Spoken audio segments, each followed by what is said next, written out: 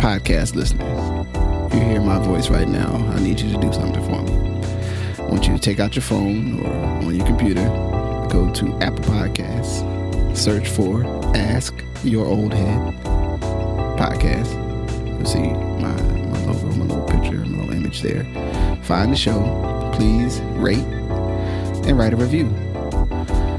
It's a small thing, but it helps others find this work and find what I'm doing here. And it really, really matters, as small as that may seem. So if you could please do that before we get into the show, I would much appreciate it. Thank you for listening. Let's get into it. Peace. Peace. I'm Majestic. My brother, Justice Rajee. All right. So we making a recording today, first day of March. And, Can I note something? Yeah, I don't like to let people know all about you. I like to keep it mysterious. But I just want to let people know he got a big something coming up. I ain't telling y'all when, so y'all can start trying to use his pin numbers for shit. But yeah, my bed got something big coming up. We want to celebrate it because we love him. And one of our brothers got something big coming up. We want to support him. But you know what I'm saying? We want to let you know because, men sometimes celebrate each other in our American and then Black society in all these kind of strange ways. You know what I'm saying? So we ain't trying to celebrate in the strange ways, but we still want to celebrate. So I just want to make sure and shout out my brother. You know what I mean? Word up. Yeah, for sure. Yeah, man. So, fitting to what we're going to add on about today. So in the effort to be conscientious and thinking about and we've talked a bit about like legacy institutions and image and like how we talk about the world. And so the NAACP's Image Awards, I think it was last week or the week before, was overlapping in between like Valentine's weekend and President's Day, somewhere in there. Anywho, the important part about it is I got to thinking, right? Especially amidst sort of the structural conversation and some things I just have experienced recently, right? Where you have this event, this concerted image, it's right in the name, right? They're the Image Awards. That have been 57 years. The NAACP does, basically to center, Black creators and creatives and art and cultural production. I think maybe is what we could say, right? And they do it. It's been 57 years every year. The categories have expanded. I think was everything from Entertainer of the Year. Digital content creators are in there now, television and streaming, hair and makeup, stunt people, documentary. I think some of these are some of the literature writing directly. Some of the ones like the digital content stuff, I imagine is, maybe podcasts, which, as a thought I'll bring back later. But it got me thinking about, right? And we often discuss, like we're in this weird place, and I think it came up in our conversation about Jesse Jackson, of like simultaneously we don't always want people to be all encompassing leaders, and then we don't we don't want to be the leaders of stuff, or we want to have a conversation about image, but then we don't want to participate in like their image events. So like the Oscars always happens a couple weeks before the Image Awards or around. I know like timing wise, and and you'll get the annual conversation where the Black person that's near you be like, you get your own awards, which I don't know. I don't watch the Oscars. I know what happens every year. Just keeping it real. I don't watch that. You know what I mean? I find out what happens, but I don't keep track at all. But I think it's the interesting piece, and that's what I want to tip to you, is like, where are we at with, some of us participating in this, like, again, 57-year event, right? To acknowledge and center folks from our community, our space, on a like national level. And I would say, I don't know how much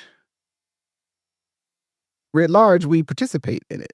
And what is, so I guess like that's the framing that I wanted to like have a chat about and get some of your thoughts. Yeah, man.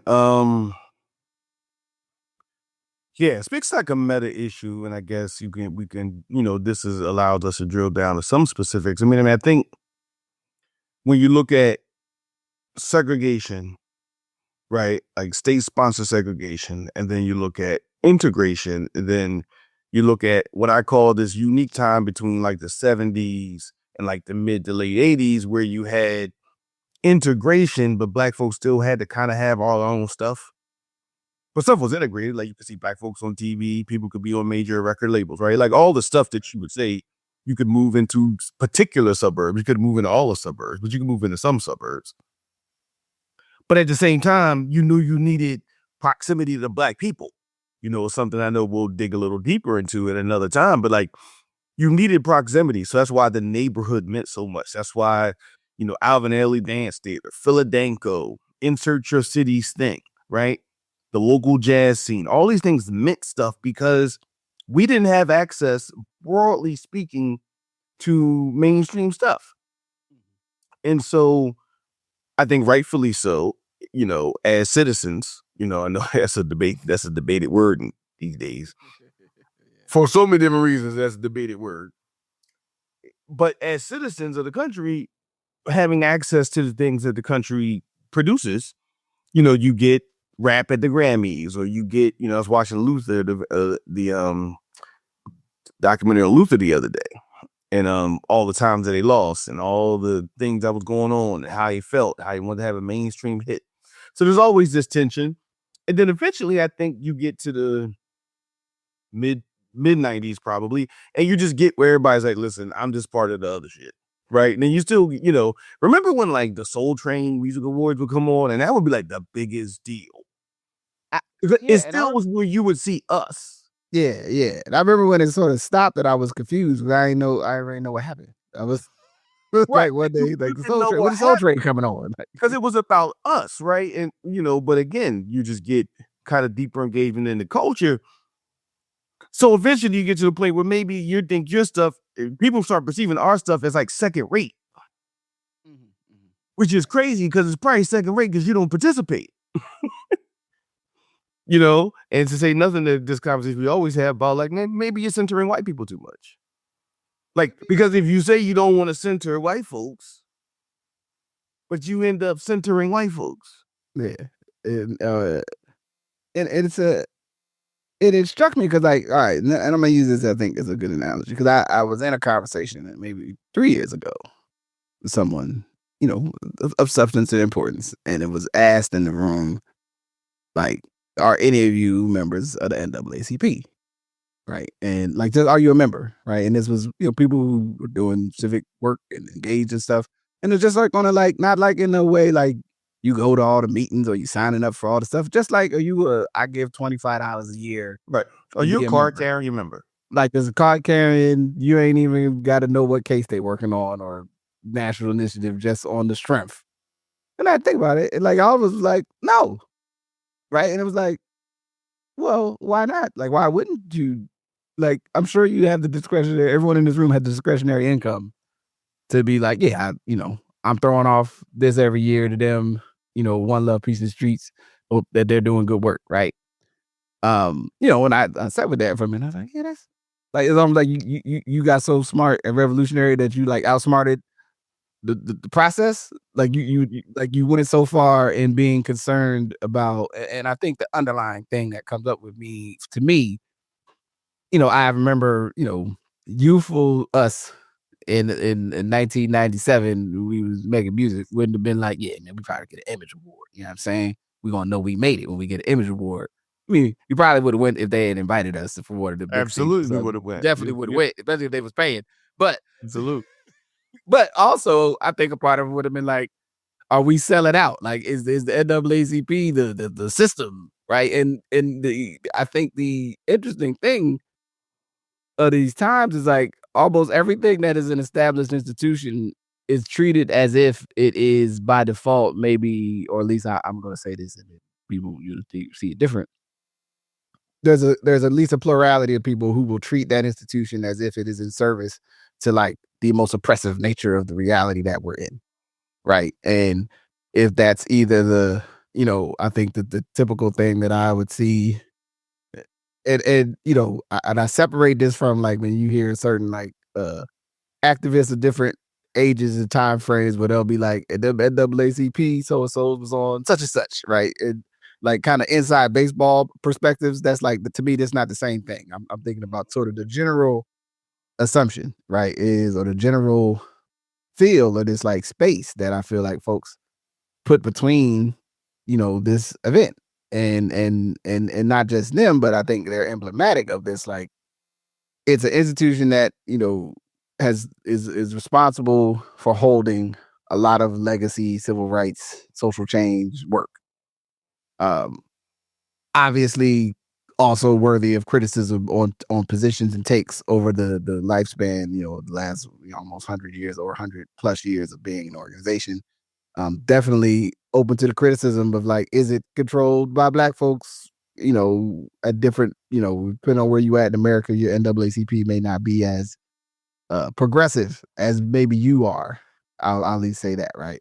However, again, speaking to this particular activity that for 57 years they've done something to try to center somebody that's doing something in the world of cultural production that represents your community, represents Black folks.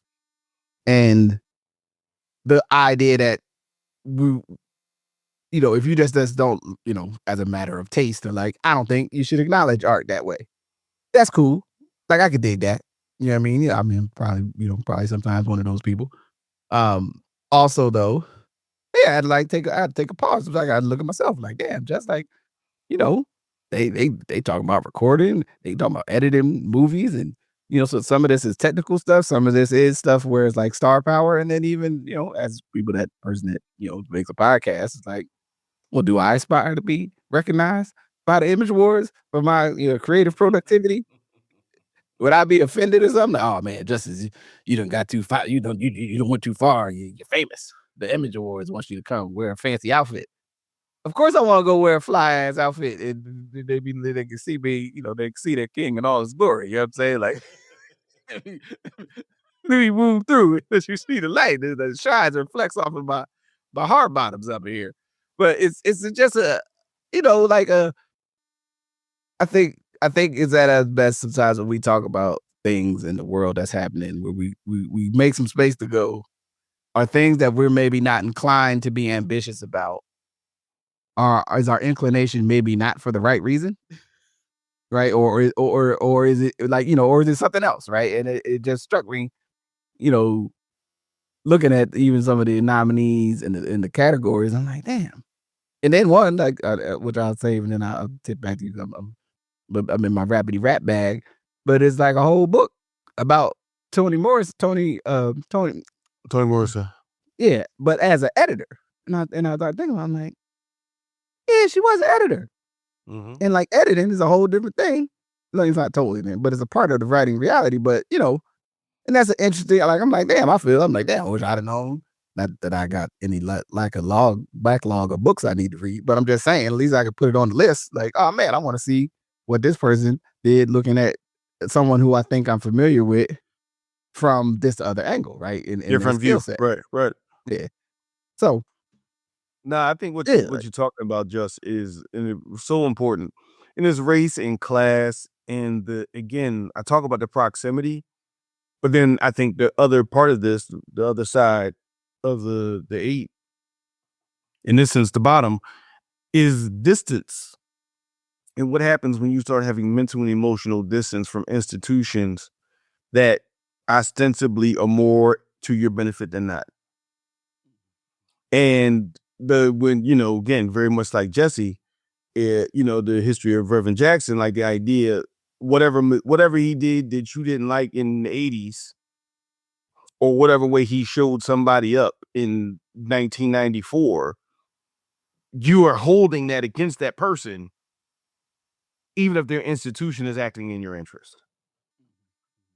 And how hard, in a sense, we are on our own institutions, but not as hard on other institutions. And and now someone will say, well, we are boycotting Target. Okay. That's one. We got a whole bunch of institutions that conspire to harm Black folks all the time. It's always in court, right? Like it's always in court. Like we don't have to look for that. And you can take Target and, whether they considered the card, they could, did the cardinal sin of not responding to certain creatures? Okay, whatever. But I'm saying in the broader sense, what we look at when we hold these organizations and just dismiss them while asking the larger ones for change and not maintaining our own, and then getting back in the conversation saying, see, that's why we need to have our own. Well, there is something that is own-ish over there. Which goes to the second point I wanted to touch on, is that sometimes we go, an organization may not be as progressive as you want it to, so therefore it's not your organization. Maybe your politics. So you have to think about if you're doing racial politics, then it's race politics. Meaning you may have to partner with those who have different perspectives than you, if you agree that they serve the same people, even if there's dissenting perspectives. If it's race work. Now, if it's idea work, you don't have to talk to them because they don't do the thing you do. But if it's race work, it's race work. And I think that is a big conversation that we miss sometimes of, yes, many of these organizations are by their nature conservative because as a mainstream organization, they have decided to engage with all parties in order to move kind of broad change, right? And again, you can disagree with some of the decisions. You can disagree with some of the partners. I think it makes sense to disagree with people, but to stay at the table. I think we've gotten to a point where disagreeing means we leave the table. So as a result, it starts to only be the thing you don't like. I'll use the Urban League, for example. My father is an Urban Leaguer. The Urban League has so many influences in my own life. Because you may not like the fact that the Urban League used to give bags of chicken and shoes to people when they first got off the trains to help them clean up and be okay for white folks. Does that mean you downplay the role of Vernon Jordan, Ron Brown, Mark Morial, and all these other people who have served to move things that are more to your benefit than not? Because of your perspective of what they did. NAACP the same way. I had the opportunity to meet a brother who was working on some of the law project stuff, and they were working on them and another a brother from up here. We're working on like where's the best place for Black people to live. And what was interesting about it, what I enjoyed about it so much, it was Black people talking about where's the best place for Black people to live. Now we go to universities, we go to other places. And they always tell us where's the worst place for us to be. And we take that doctrine and then we use advocacy to do a whole bunch of stuff to change policy that sometimes changes and sometimes frankly doesn't change. But we take that information as gospel and then go move on it versus the NAACP partnering with some other organization saying, this is as Black people where we know the best place to be. That data in that project did not get nearly as much airtime as many of the ones that talked about where it's worse for us to be.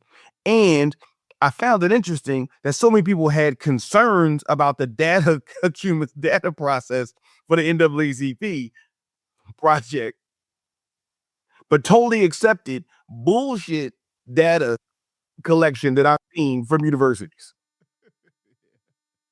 You know what I mean? And so I do think there's, again, this idea of proximity, physical, emotional, and then there's this idea of distance. And so I want to connect that directly to the Image Awards in the sense that, like, it is a representation. And again, it is not anyone's full representation. We're not in 1985 and 86 where when something came on and the whispers to the Cabbage Patch, Black America, like Black America was stuck and everybody was there and everybody in the Black universe. Remember when they did the Cash Patch to Rocksteady and changed all our lives, right? Man, look. It was the first time that our families and parents said, like, "Oh man, can you do that dance? Can you do the Cabbage? Can you do that one? You show us how to do it." Like, hold up, man. Like that, yo, I'm telling you, there are unsung times in Black people's history, and that is one. Can you do the moonwalk, baby? You can moonwalk. Yeah, it's like, Who yo, knows how to do the moonwalk? I'm like, I just saw it. I just seen it when y'all saw it, man. Like, how am I supposed to know how to do this already? It's because I'm a kid. What are we doing? we may not be there anymore. We may not be at these places where, you know, you have to accept someone's presidential role just because they're Black, all this kind of stuff. That's fine. But there are institutions that broadly serve our interests. And here's the other part of this. When we don't support institutions that broadly serve our interests, and then allies and partners support those things to make those things exist, we then get mad and say that they're secretly run by those people. Right. They're secretly run by the other folks, by somebody, whoever put the money in. You just didn't give them no money. There's a difference between something being secretly run by somebody and openly. They all got 990s. They're not secretly run. We just talked about who supported the Image Awards. We know who supported it. The same people that some of y'all would like to support y'all awards if you can find someone to give you some money. We got to stop playing games with this thing of this like all or nothing, zero sum politic that finds us still not having a direction and a vector for how you resolve problems and scale, right? At this point, I do want to say shout out to the brother Ime Alaquiva, who was able to win an Image Award this year for his documentary around the Ebony Canal, around Black women who, you know, are experiencing, you know, medical malpractice, right? Let's just call it what it is, right? Like medical malpractice and how Black women work, you know, largely Black women are working to resolve that. And yeah, they've gotten regional Emmys and other stuff. But a Image Award happens when Black folks say we see ourselves in something like that occurring and build a documentary and make that occur. And so for that reason alone, I ain't talking about Deion Cole yet, but for that reason alone, I think these events are still relevant, and we have to broaden our aperture kind of outside of our specific politics when we're dealing with like broader racial politics. Yeah. And my concern is, and it's something that I've you know, tried to understand, and you know, I like to try to start with me and my own participation in the real world.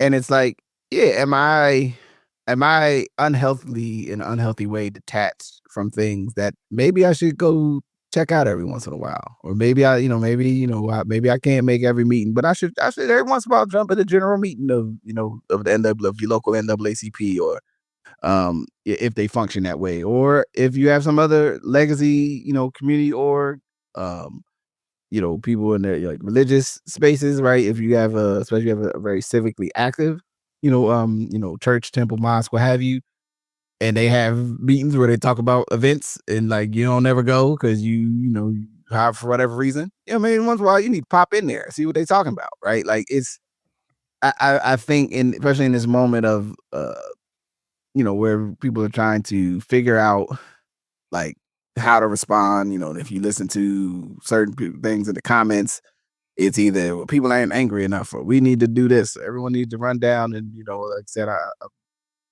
gonna save it, but I got a essay notion around people in Killmonger that I'm gotta save for later. But this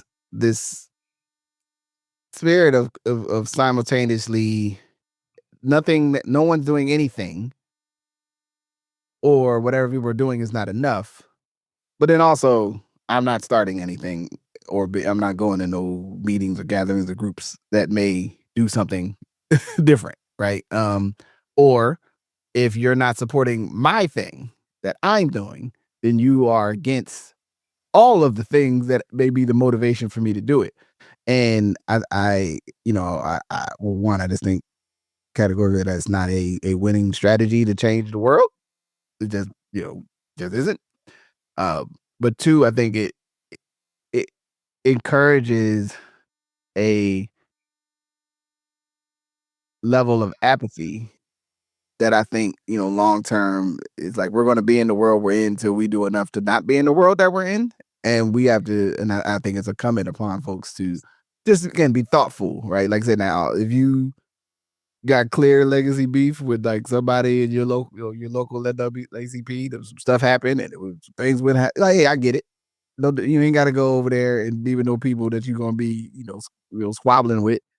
But even if the notion that something like the Image Awards and the sort of the class politics of it, these are the type of the degree to which it's like these are the type of Negroes that we'd like to see versus this other type of Negroes, which I think on the scale, I think the NAACP and some other orgs have gotten better than maybe they were at different high tides of activity, right?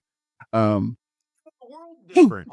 The world different, Just. I think we need to deal with that again. Like, if you had a beef because of fraternity and sorority didn't accept your mom in the 60s, cool, dig that. But they're largely different now. Right? Like, they got pulled into the 20th century just like everybody else, right? Like, and maybe they, again, their response to the racial politics or the conditions of the day or the understanding of class, because also we know now that class has become much more murky in the black community, and class is much of a psychic conversation now, as much as actually economic. Yeah. Right? When we start coming up with these things about people being bougie or ratchet and all these kind of things, which has much less to do with their actual economic conditions than I think we ever did. Like, people had money or they didn't. Now, you might say they acted like they had money or didn't act it, but they had money or they didn't. And if you had money, you probably got money a certain way unless you were illegal. And you was trying to make sure your family got legal. Yeah, you're trying to exit. Yeah, so you still acted a certain way, even if you had money from the gray economy. Now we got a situation where, I think class is a lot stickier. And so, again, that's just my thing of like, can we acknowledge that people have made mistakes? And can we acknowledge that, guess what?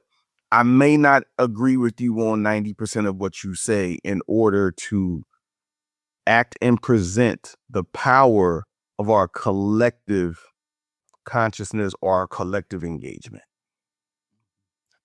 So that eventually those organizations do bring in more representative things of Black people, if that is someone's challenge or issue, right? And so that's where I'll just say it. Just like, I think we have to broaden the aperture, right? Just as we want organizations, Black, white, or indifferent, to broaden the aperture, we have to broaden our individual apertures and kind of get rid of our recency biases sometimes. And then sometimes we got to get rid of our historical biases that the history has not been renewed. Like, we still got beef with people.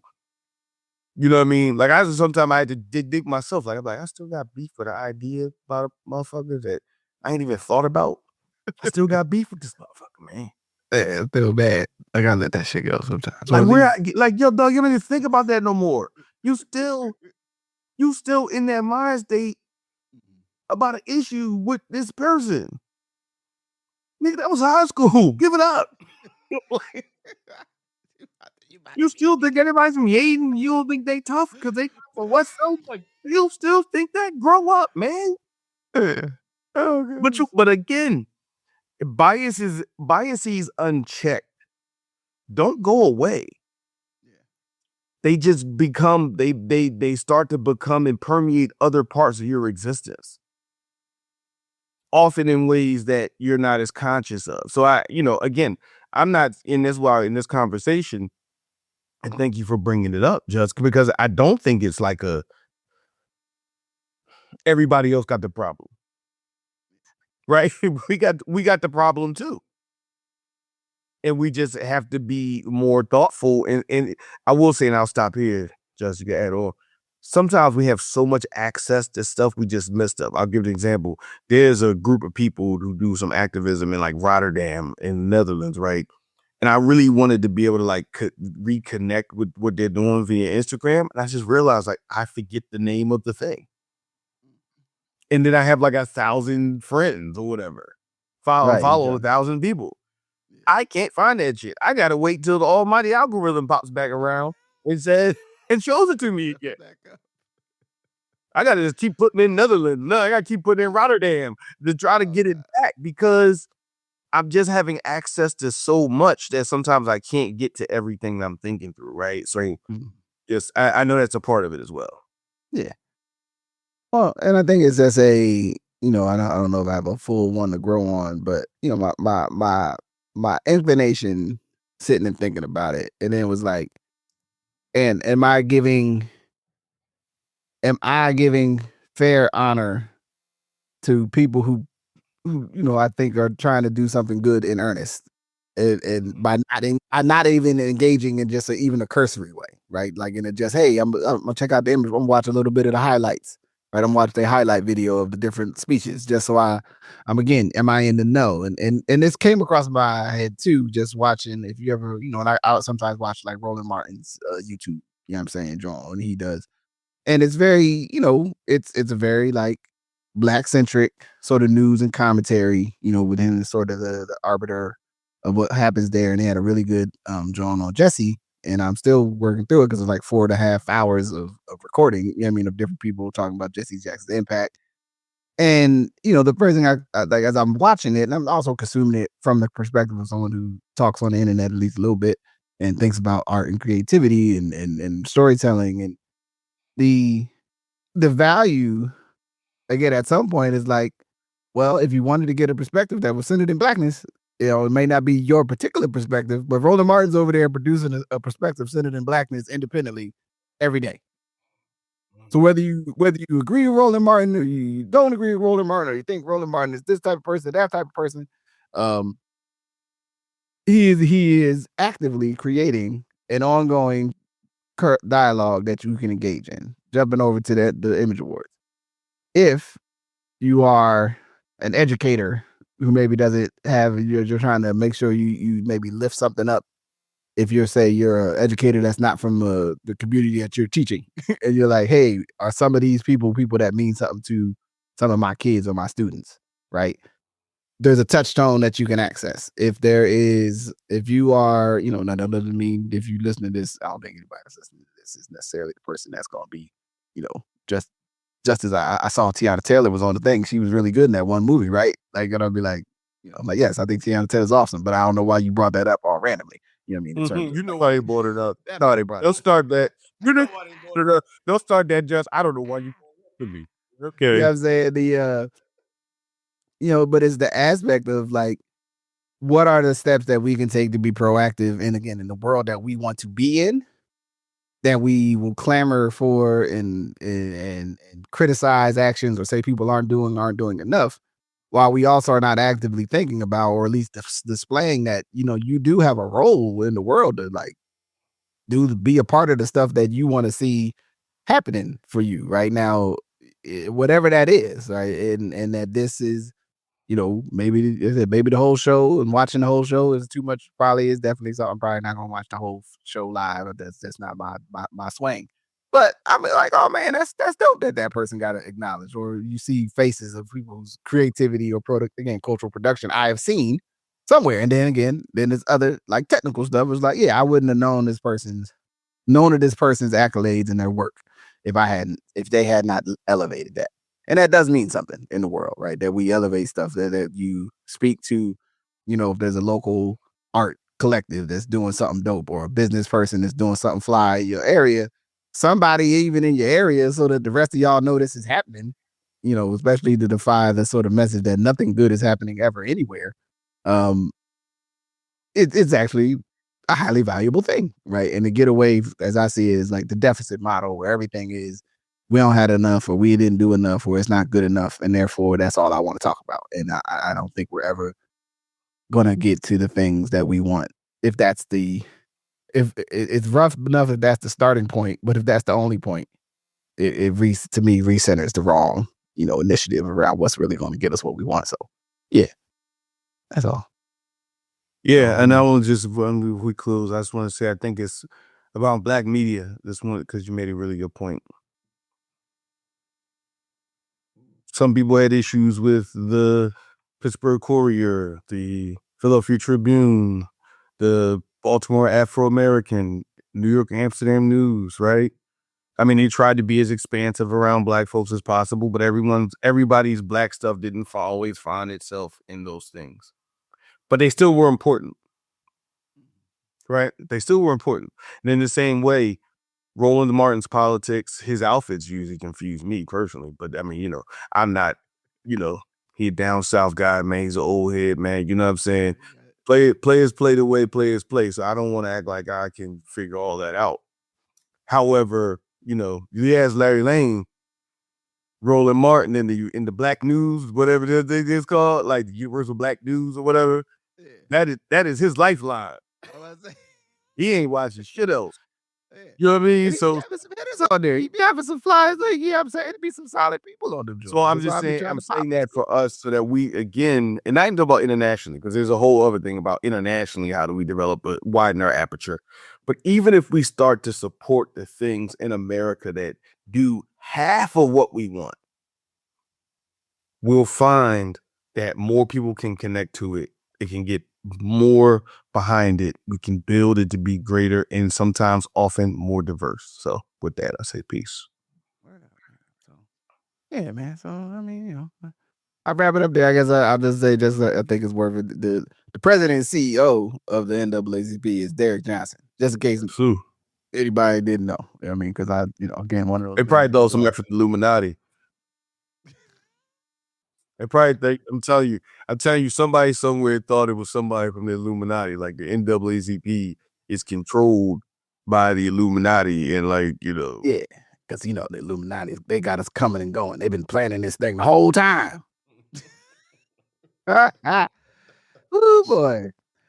Well, with that, we're gonna keep it tight this evening. See you next time. Yeah, so you listen to us next time. I will see you. You'll see us. Yeah. Or maybe you will, maybe you won't. If you're a subscriber to the Patreon, you subscribe and get into that secret room of trust. You can see us. You can see us in video. You know what I mean? So, with that, if you anything else, I say peace. Peace.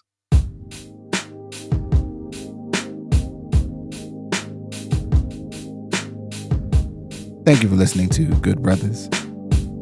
Thank you to my good brother, I'm Majestic. Good Brothers is a part of the Ask Your Oldhead podcast feed and a part of the Justice Rajee creative universe. Yeah, just came up with that just now. You can support this podcast by listening, rating, subscribing, sharing wherever you listen, passing it on to a friend. You can also support by searching Justice Rajee on Patreon and becoming a patron. For $4 a month, you can support. For $10 a month, you can take us to the next level, baby. You know what I'm saying? As I put all this together and some of the other creative things I want to do, and I'm doing, it's all going to come together any day now. So please listen, take the best part for yourself, and acknowledge other people who do something positive with it. So with that, I say peace.